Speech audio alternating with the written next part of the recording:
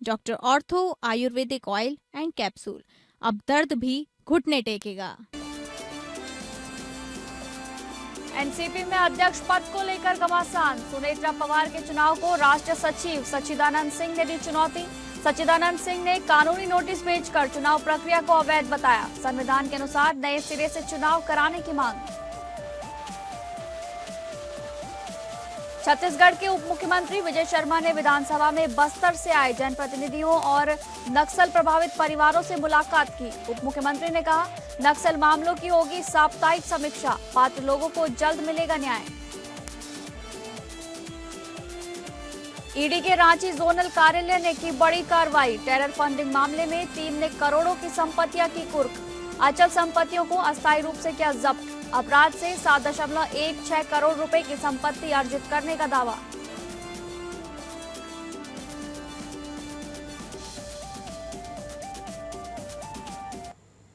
नमस्कार, आप सभी का बहुत बहुत स्वागत है स्टेट लाइव में। मैं हूं आपके साथ शालिनी राणा। शुरुआत करेंगे स्टेट लाइव की महाराष्ट्र की खबरों से, जहां पर राष्ट्रवादी कांग्रेस पार्टी यानी कि एनसीपी में राष्ट्रीय अध्यक्ष पद को लेकर विवाद खुलकर सामने आ गया है। पार्टी के राष्ट्रीय सचिव सच्चिदानंद सिंह ने सुनेत्रा पवार के राष्ट्रीय अध्यक्ष चुने जाने को चुनौती देते हुए कानूनी नोटिस भेजा है। नोटिस में आरोप लगाया गया है कि राष्ट्रीय अध्यक्ष के चुनाव की प्रक्रिया पार्टी संविधान और निर्धारित नियमों के अनुरूप नहीं अपनाई गई। सच्चिदानंद सिंह ने चुनाव प्रक्रिया को अवैध बताते हुए इसे निरस्त करने और पार्टी संविधान के अनुसार नए सिरे से चुनाव कराने की मांग की है। इस पूरे घटनाक्रम के बाद एनसीपी के वरिष्ठ नेता प्रफुल्ल पटेल ने भी संगठन के भीतर पैदा हुए विवाद को स्वीकार करते हुए कहा कि पार्टी में उत्पन्न स्थिति को सुधारने के लिए आवश्यक कदम उठाए जाएंगे। गौरतलब है कि अजीत पवार के निधन के बाद सुनेत्रा पवार को पार्टी की कमान सौंपी गई थी। अब उनके अध्यक्ष बनने की प्रक्रिया पर सवाल उठने से पार्टी के भीतर नेतृत्व को लेकर नया विवाद खड़ा हो गया है। राजनीतिक जानकारों का मानना है कि यह मामला आने वाले दिनों में एनसीपी की आंतरिक राजनीति पर असर डाल सकता है।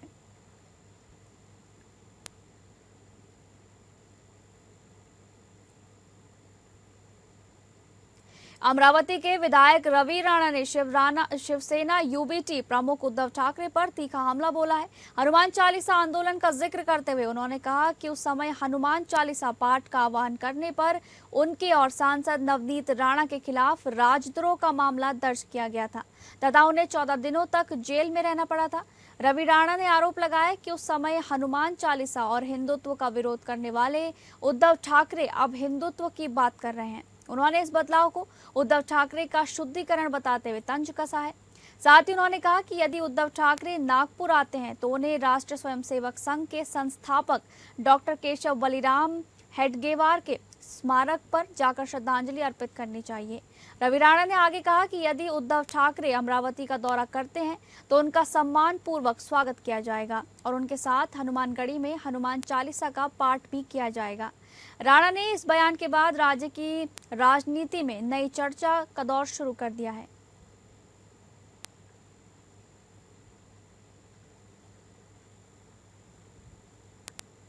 अमरावती में प्रस्तावित मेडिकल कॉलेज की जमीन को लेकर राजनीतिक माहौल गर्मा गया है और इस मुद्दे पर विभिन्न स्तरों से प्रतिक्रियाएं सामने भी आ रही हैं। इसी बीच विधायक बच्चू कडू ने कहा है कि मेडिकल कॉलेज नागरिकों की सुविधा को ध्यान में रखते हुए शहर के नजदीक और आसानी से पहुंचने वाले स्थान पर बनाया जाना चाहिए।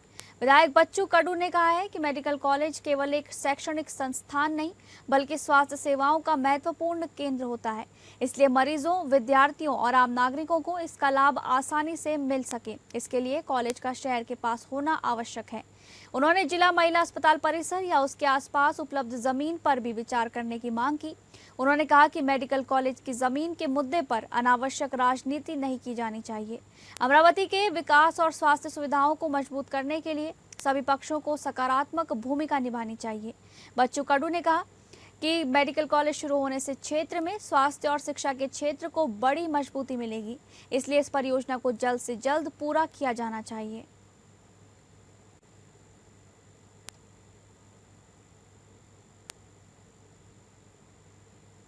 थाने के उल्लासनगर में हुए एक सनसनीखेज हिट एंड रन मामले में कल्याण के नामी स्वर्ण व्यवसायी अविनाश मुद्दा को पुलिस ने गिरफ्तार किया है। इस हादसे में देवेंद्र सिंह राजपूत की मौत हो गई, जबकि उनके बेटे संजय सिंह राजपूत गंभीर रूप से घायल हो गए हैं और उनका अस्पताल में इलाज भी चल रहा है। पुलिस के अनुसार ये दुर्घटना उल्लासनगर 1 स्थित बिरला गेट के सामने हुई। देवेंद्र सिंह राजपूत अपने बेटे संजय सिंह राजपूत के साथ दोपहिया वाहन से शहाड़ स्टेशन की ओर जा रहे थे। इसी दौरान पीछे से तेज रफ्तार कार ने उनकी बाइक को जोरदार टक्कर मार दी। टक्कर के बाद दोनों सड़क पर गिर गए और गंभीर रूप से घायल हो गए। प्रत्यक्षदर्शियों के मुताबिक दुर्घटना के बाद मौके पर मौजूद लोगों ने शोर मचाया तो कार चालक ने कुछ दूरी पर वाहन रोका। हालांकि आरोप है कि चालक ने वाहन पीछे लिया और घायल वृद्ध के ऊपर से दोबारा कार निकालते हुए वहां से फरार हो गया। पुलिस इस पूरे घटनाक्रम की जांच कर रही है। घायलों को तत्काल अस्पताल पहुंचाया गया, जहां डॉक्टरों ने देवेंद्र सिंह राजपूत को मृत घोषित कर दिया। वहीं उनके बेटे संजय सिंह राजपूत की हालत गंभीर बनी हुई है और उनका उपचार जारी है। मामले में कार्रवाई करते हुए उल्लासनगर पुलिस ने आरोपी अविनाश मुथा को गिरफ्तार कर लिया है तथा दुर्घटना में इस्तेमाल कार को भी जब्त कर लिया गया है। पुलिस मामले के विभिन्न पहलुओं से जांच कर रही है। इस बीच मृतक के परिजनों ने एक पुलिस अधिकारी पर अभद्र व्यवहार करने का आरोप लगाया है। परिजनों का कहना है कि संबंध में उन्होंने उल्लासनगर के पुलिस उपायुक्त डीसीपी से शिकायत की है। घटना के बाद कल्याण और उल्लासनगर क्षेत्र में आक्रोश का माहौल बना हुआ है। नागरिकों और स्थानीय लोगों ने आरोपी के खिलाफ सख्त कार्रवाई की मांग की है।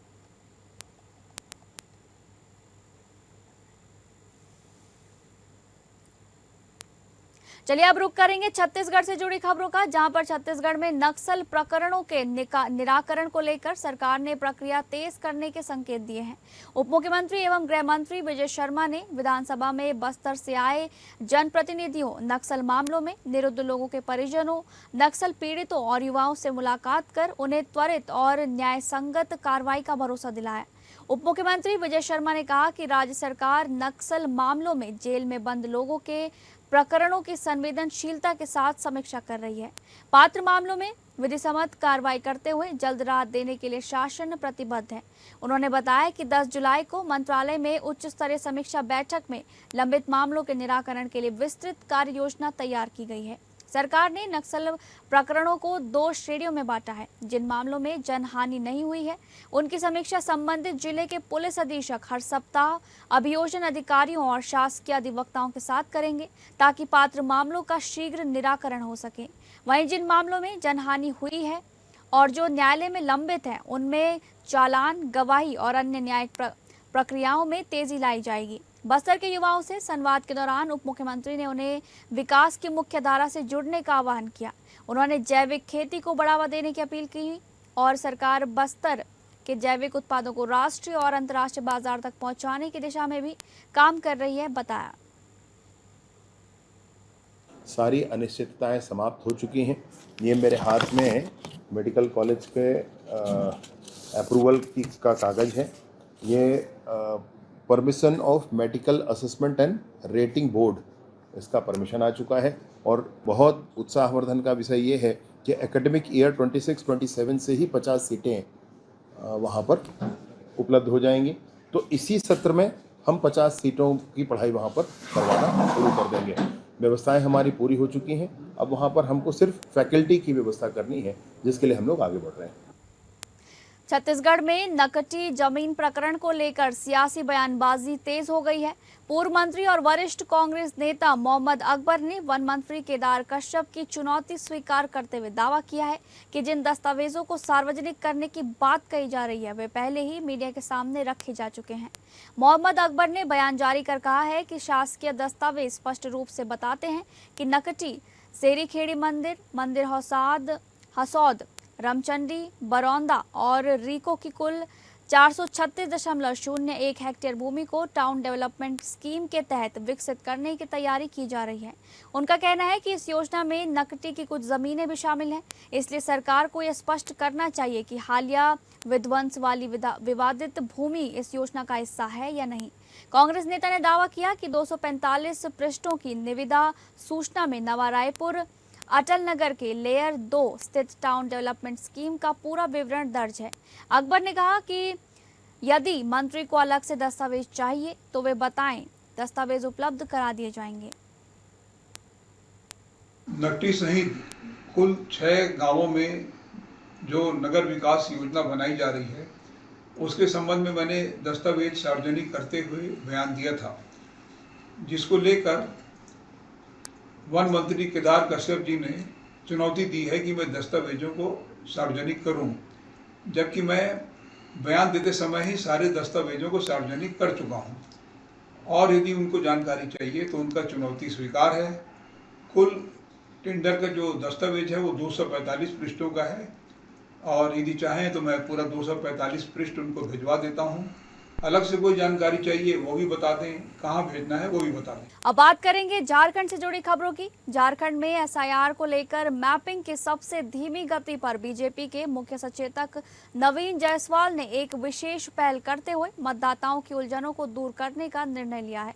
तो वहीं राजधानी रांची में आए दिन हो रही चोरी और लूटपाट की बड़ी घटनाओं पर सुरक्षा व्यवस्था को लेकर गंभीर सवाल खड़े करते हुए उन्होंने पुलिस की कार्यशैली पर कड़ी नाराजगी जाहिर की है। इसी पर हमारी संवाददाता तृप्ति सिंह ने पार्टी के मुख्य सचेतक एवं हटिया क्षेत्र से 4 बार के विधायक नवीन जायसवाल से विशेष बातचीत भी की है।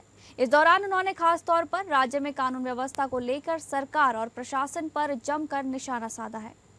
झारखंड में एसआईआर को लेकर मैपिंग की प्रक्रिया जारी है। बीएलओ की तरफ से लगातार मैपिंग की प्रक्रिया को लेकर फॉर्म बांटे जा रहे हैं और फॉर्म भरने की प्रक्रिया को लेकर राज्यवासियों को लगातार जो है सो जागरूक किया जा रहा है। इसी कड़ी में राजधानी रांची में हमारे बीच भाजपा विधायक नवीन जायसवाल हैं, उनसे जानेंगे। चूंकि सबसे कम जो है सो रांची में ही जो मैपिंग की आंकड़े हैं सबसे कम सामने आए थे। हालांकि इस पर अब बढ़ोतरी, कल की अगर एक बात की जाए तो 70% लगभग बताया जा रहा है। इससे पहले सिर्फ 30% ही यहाँ पर लोग फॉर्म भरते नजर आए थे। आइए जानते हैं आखिर क्या वजह है, इस तरीके की चुनौती क्या आ रही है। जो अभी एसआईआर की प्रक्रिया चल रही है, जिला प्रशासन के द्वारा बार बार पेपर के माध्यम से, प्रचार के माध्यम से, प्रेस कॉन्फ्रेंस के माध्यम से कहा जा रहा है कि सभी बीएलओ घर घर जाके गणना पत्र वितरित करेंगे, घर घर जाके गणना पत्र को लेंगे। लेकिन स्वाभाविक बात है और प्रैक्टिकल अगर हम लोग देखेंगे तो बीएलओ के पास वो जानकारी ही नहीं है कि 1200 वोटर है, वो वोटर किस घर में रहते हैं। अब जब घर पता नहीं है तो बीएलओ जाएंगे तो कहाँ जाएंगे। तो मेरा एक सुझाव होगा जिला प्रशासन से कि आप वीक में 3 दिन 4 दिन उनको घर भेजने का जो उनके पास डेटा है, जो उनको जानकारी है, वो आप काम कराइए। जो 50% जानकारी नहीं है तो रिमेनिंग 50% डेज में, मान लीजिए वीक में 7 दिन है तो 4 दिन के जगह 4 दिन उनको घर घर भेजिए। 3 दिन आप कैंप लगाइए, कैंप लगा के प्रचार प्रसार कीजिए।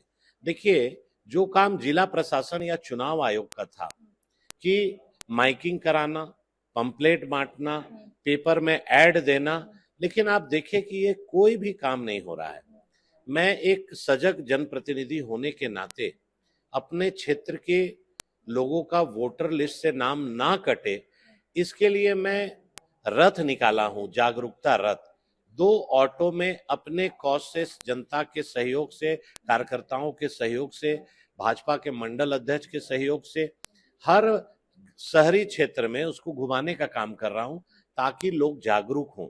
तो विधायक नवीन जायसवाल ने सरकार और प्रशासनिक गतिविधियों पर सवाल खड़े किए हैं। चूंकि राजधानी रांची जो कि सबसे ज्यादा सुरक्षित होने की जरूरत है, यहाँ पर ही ना तो गरीब सुरक्षित है ना अमीर सुरक्षित है।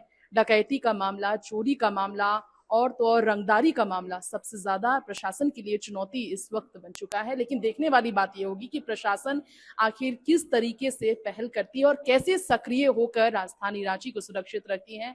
राज्य सरकार इसे लेकर कौन से बड़ी पहल करती है। लगातार जो आपराधिक गतिविधियां रांची से लेकर पूरे राज्य भर में बढ़ रही है, इस पर चूंकि भाजपा लगातार सवाल खड़े कर रही है, सरकार की तरफ से जवाब जानने की जरूरत है। प्रशासनिक गतिविधियों में किस तरीके से बदलाव आने की जरूरत है और सख्त कार्रवाई की जरूरत है, इस पर हम आपको अपनी रिपोर्ट में बताएंगे। फिलहाल हमारे सहयोगी दीपक के साथ एपीएन न्यूज से मैं तृप्ति, रांची से। नमस्कार।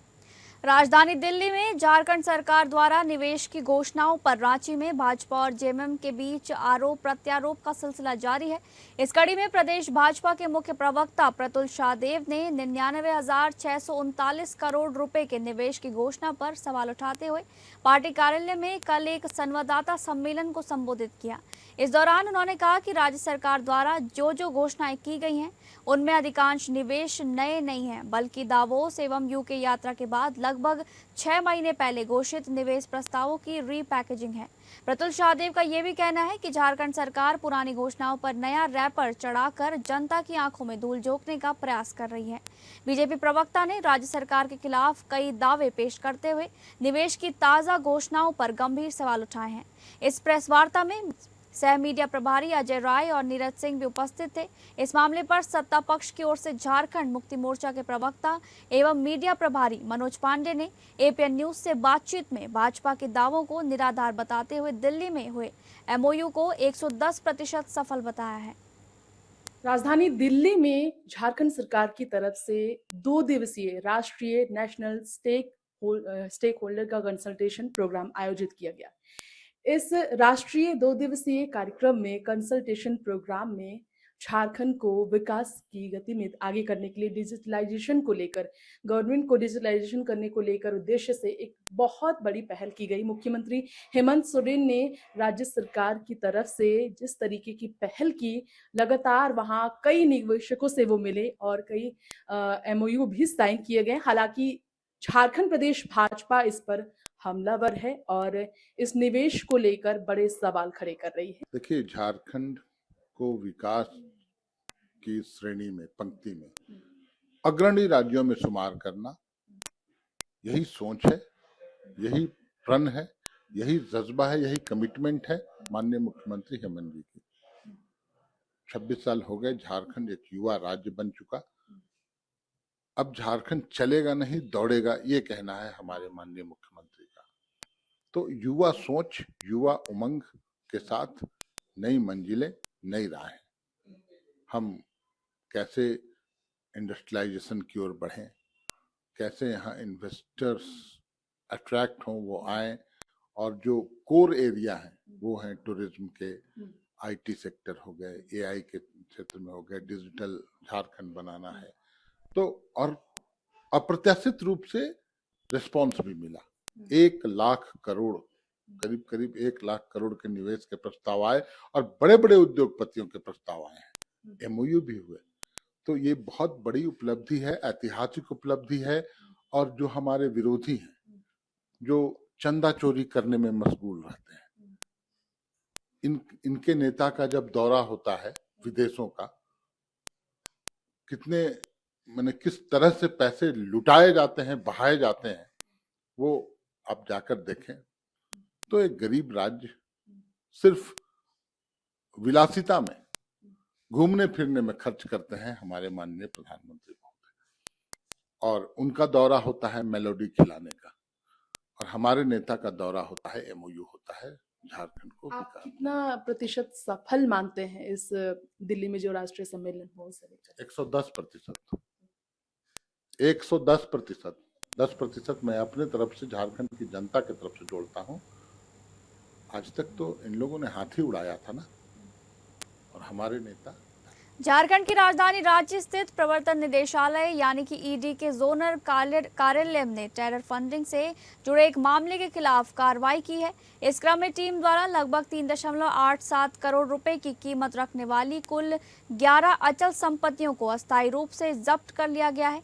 जांच में शामिल अधिकारियों के अनुसार ये कार्रवाई धन शोधन निवारण अधिनियम यानी कि पीएमएलए 2002 के तहत की गई है, जिसे लेकर ईडी की टीम ने बताया है कि मामला एमएस संतोष कंस्ट्रक्शंस और उससे जुड़े संतोष कुमार सिंह, मृत्युंजय कुमार उर्फ सोनू सिंह, मनीष कुमार, बैजनाथ गंजू, राजेश कुमार गंजू और रविंद्र गंजू से संबंधित है। वहीं ईडी के मुताबिक जांच की शुरुआत लातेहार जिला के चंदवा थाना में दर्ज 2 प्राथमिकी के आधार पर हुई थी और बाद में इन मामलों को एनआईए ने अपने हाथ में लेकर जांच की।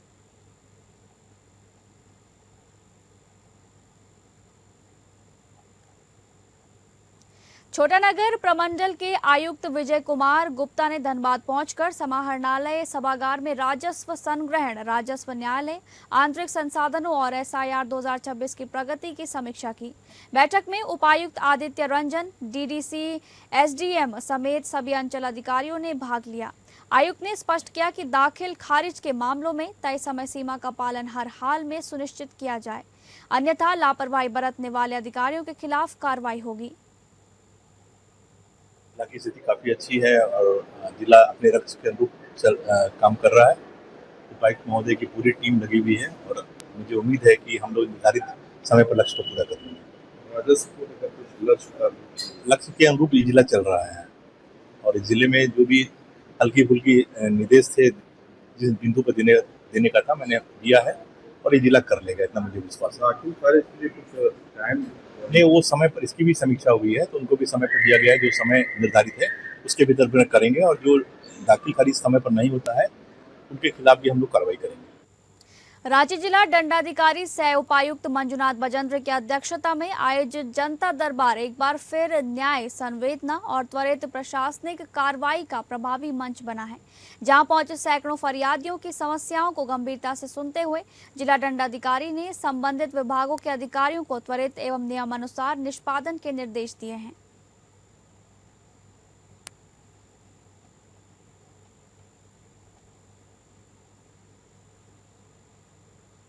रांची स्थित झारखंड के सबसे बड़े स्वास्थ्य संस्थान राजेंद्र आयुर्विज्ञान संस्थान यानी कि रिम्स में अस्पताल प्रबंधन विभाग एवं SAP बटालियन 1 एवं 2 के संयुक्त तत्वाधान में सुपर स्पेशलिटी भवन एवं डेंटल कॉलेज परिसर में अग्निशमन मॉक ड्रिल, सुरक्षा प्रशिक्षण तथा पेशेंट इवैक्यूएशन ड्रिल का एक आयोजन सोमवार की शाम सफलतापूर्वक संपन्न किया गया। इस अभ्यास से जुड़े आयोजन का मुख्य उद्देश्य अस्पताल में आग या अन्य आपातकालीन परिस्थितियों में त्वरित एवं समन्वित कार्रवाई सुनिश्चित करना, मरीजों की सुरक्षित निकासी और जानमाल की सुरक्षा के लिए चिकित्सकों, नर्सिंग, पैरामेडिकल एवं अन्य कर्मचारियों को व्यावहारिक प्रशिक्षण प्रदान करना रहा।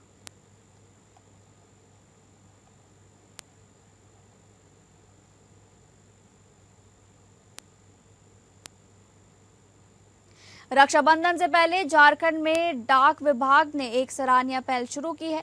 इस पहल के तहत सरकारी स्कूलों के बच्चों से राखियां बनवाई जाएंगी। बच्चों की प्रतिभा को पहचान और प्रोत्साहन देने के लिए डाक विभाग उनके द्वारा तैयार राखियों की प्रदर्शनी भी लगाएगा। डाक विभाग की इस पहल के तहत सरकारी स्कूलों के बच्चों को राखी बनाने के लिए आवश्यक सामग्री उपलब्ध कराई जाएगी। बच्चे अपनी कल्पना शक्ति और हुनर से आकर्षक राखियां तैयार करेंगे, जिन्हें डाक विभाग प्रदर्शनी के माध्यम से लोगों के सामने प्रदर्शित करेगा। अच्छी पहल है, बहुत उत्कृष्ट पहल है। इससे क्या होगा कि बच्चों का जो छिपा हुआ प्रतिभा है वो बाहर आएगा। बच्चे अपनी प्रतिभा का प्रदर्शन करेंगे और लोग उसको सराहेंगे, पुरस्कार मिलेगा तो उनमें उत्साह का विकास होगा और वो आगे और अच्छा करने के लिए प्रेरित होंगे। ये बहुत ही बेहतरीन, बहुत अच्छी पहल है। डाकघर का ये पहल बहुत ही सराहनीय है।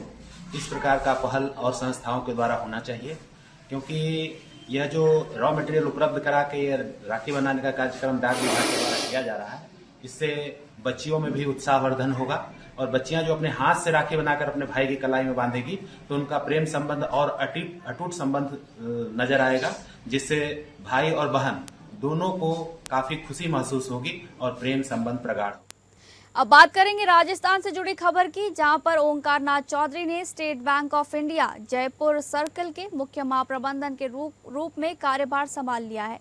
वर्ष 2000 बैच के प्रोबेशनरी ऑफिसर ओंकार नाथ चौधरी इससे पूर्व स्टेट बैंक ऑफ इंडिया के भोपाल सर्कल में जनरल मैनेजर के पद पर अपनी सेवाएं दे रहे थे।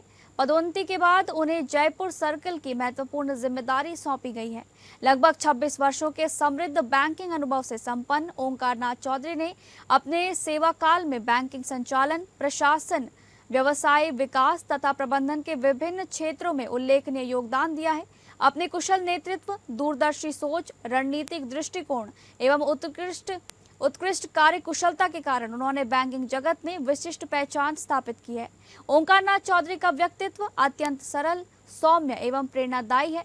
वे टीम भावना, पारदर्शिता, नवाचार तथा सकारात्मक कार्य संस्कृति को सदैव प्रोत्साहित करते रहे हैं।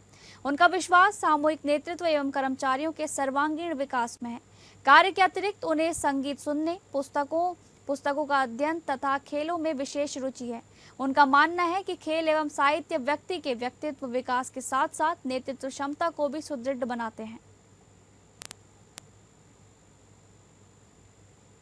तो फिलहाल स्टेट लाइव में बस इतना ही। नमस्कार।